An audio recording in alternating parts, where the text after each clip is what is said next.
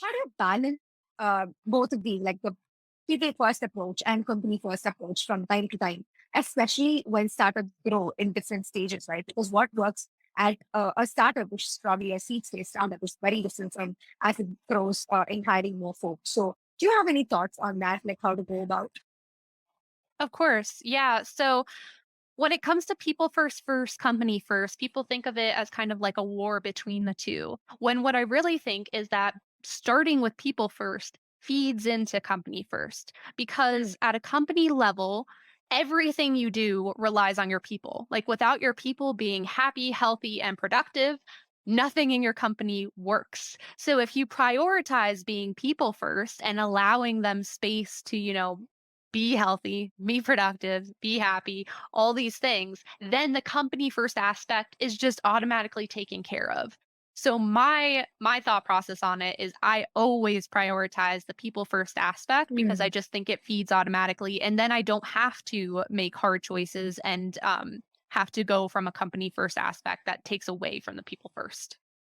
right, right. Yeah, that's fair enough. And have you seen examples of companies that initially struggled to do this, but eventually, like for example, like you notice that a very small gesture like this really made the company a very people first company, and it sort of set an example that's away from a lot of other brands. Like, does any such example come to your mind when you think about this? So, so when it comes to like responsiveness, so when people first go remote, they think that, oh, I just got a Slack message. I have to respond right away, or else my manager's just going to think I'm not working. And then it keeps them in this state where they're constantly interrupted and then they're less productive, even though they're more visible within the company. And I had one company come to me and they had this problem and they're like, "We don't know what to do about it. Like, we want to stay in contact with everybody, but we don't know what's going on." And the first thing I did is set a responsiveness policy. And it basically set the expectation of when you receive a message or receive an email, um, in most cases, a 24 business hour response is just fine. So it doesn't need to be that specific second you get that message, especially if you're in the middle of deep work. We don't want to interrupt that.